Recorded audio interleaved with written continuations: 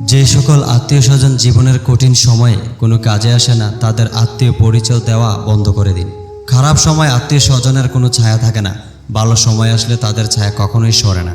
আত্মীয় স্বজন খুব ভয়ঙ্কর হয়, তারা খারাপ সময়ে কখনোই পাশে থাকবে না, ভালো সময় এসে সেই সময়টাও খারাপ করতে চাইবে। খারাপ সময় না আসলে আপন পর চেনা খুবই মুশকিল। ভালো সময় যারা পাশে থাকবে তারা আপন নয়, খারাপ সময়ে পাশে থাকা মানুষগুলোই সবচেয়ে আপন। আমি দেখেছি পৃথিবীতে স্বার্থের ভালোবাসাই বেশি, স্বার্থ ছাড়া কেউ আপন হয় না। হায় রে আত্মীয় স্বজন, একটা আবার খবর নিলি না, তোদের খারাপ সময়টা কতটা পাশে ছিলাম, আজকে আমার সময় খারাপ বলে কেউ পাশে থাকলি না। এখন আত্মীয়ের সম্পর্ক শুধু স্বার্থের জন্য হয়, যত দিবেন তত সম্পর্ক থাকবে, নয়তো নয়। টাকা বেশি থাকলে আত্মীয় স্বজনও পরিচয় দেয়, নয়তো আত্মীয় স্বজন বলে স্বীকারও করে না। উঠে দাঁড়াতে একটা হাত লাগে, আর ঘুরে দাঁড়াতে একটা আঘাত লাগে। আগুন যেমন ধাতুকে খাঁটি করে, দুঃখ তেমনি আত্মাকে একেবারে আয়নার মতো সাফ করে দেয়।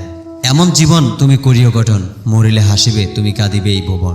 স্বার্থপর মানুষকে তুমি বোঝাতে পারবে না যে তারা স্বার্থপর, উল্টো তারা তোমাকে প্রমাণ করে ছাড়বে যে তুমি এই স্বার্থপর।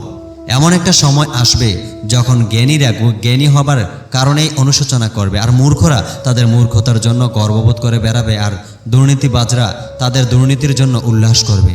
যুদ্ধটা যত কঠিন হয়, জয়টা তত মধুর হয়। উলঙ্গ শরীর ডাকতে কেউ এক পয়সাও দিতে আসে না, কিন্তু উলঙ্গ শরীর দেখার জন্য অনেকেই হাজার হাজার টাকা খরচ করে। ভুলে যেতে পারাই ভালো যে মানুষ কোনো কিছুই বলতে পারে না, সে শেষ পর্যন্ত পাগল হয়ে যায়। ভালোবাসার জগতে যদি প্রাপ্তি বলে কিছু থাকে, তবে তার নামই বেদনা। মনকে প্রশ্ন করলাম, তোমার আপন কেউ তোমাকে ছেড়ে চলে গেলে তুমি কি করবে? মন বলল, যে আপন সে কখনো চলে যায় না, আর যে যায় সে কখনোই আপন ছিল না। মানুষ মানুষকে না দেখেও জীবনের চেয়ে বেশি ভালোবাসতে পারে। কেন জানো? কারণ ভালোবাসার সৃষ্টি হয় মন থেকে, মুখ থেকে নয়।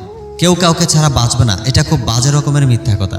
সবাই বাঁচে, খুব ভালোভাবেই বাঁচে, মরে যায় শুধু স্বপ্নগুলো। মানুষ ঘর বদলায়, সম্পর্ক বদলায়, বন্ধুও বদলায়, তবুও তাদের সমস্যার শেষ হয় না, কারণ সে নিজেকে বদলায় না। মানুষের সাথে এমনভাবে চলা উচিত যেন তারা কেউ জানতে না পারে আপনি কি ধনী নাকি গরিব। মানুষ প্রতিষ্ঠিত হওয়ার পরে যে ব্যবহারটা করে সেটাই তার আসল চরিত্র। পচা জিনিস থেকে, পচা মানুষ থেকে দূরে থাকার চেষ্টা করবেন। পচা নিজে একা পচে না, সাথে আপনাকেও পচিয়ে ছাড়বে। ক্ষুধার্ত পেট, খালি পকেট আর মিথ্যা সান্ত্বনা মানুষের জীবনে অনেক কিছু শিখিয়ে দিয়ে যায়। লোকে কি ভাববে তা ভেবে কিছুই করো না। মনে রেখো, জীবনটা তোমার, লোকের নয়। মানুষ মূলত একা, যার হিসেব তাকেই মিলাতে হয়। মিলাতে ব্যর্থ হলে দায়ভার তাকেই নিতে হয়। আপন ভেবে কাউকে মনের সব কথা বলো না, এমন এক সময় আসবে সে তোমাকে তোমারই কথা দিয়ে আঘাত করবে। কাউকে ভয় দেখিও না, সাহস দিও। কাউকে লজ্জা দিও না, শিখিয়ে দিও। কাউকে বোকা বলো না, বুঝিয়ে দিও। কারো প্রতি রাগ করো না, বুঝতে চেষ্টা করো। এটাই হচ্ছে সুন্দর চরিত্রের লক্ষণ। যে মানুষগুলো কঠিন মুহূর্তে পাশে এসে দাঁড়ায়, ওরা যেন জীবন থেকে কখনোই না হারায়।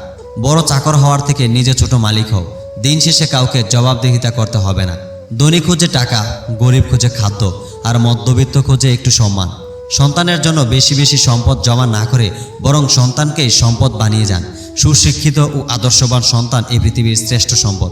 রেগে গিয়ে কিছু করার আগে একবার ভাবুন, কারণ প্রতিটা রাগই জীবন থেকে কিছু না কিছু কেড়ে নেয়।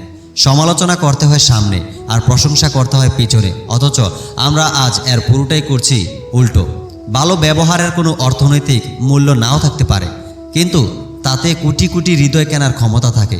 জীবনে আফসোস করো না, কেবল শিক্ষা গ্রহণ করো, সব কিছু অর্জন করতে পারবে। রাগ আর তুফান থেমে যাওয়ার পর বোঝা যায় ক্ষতি কতটা হয়েছে। জীবনের প্রতিটা পা সাবধানে ফেলো, কারণ বহু মানুষ অপেক্ষা করে আছে শুধু তোমার একটা ভুল ধরার জন্য।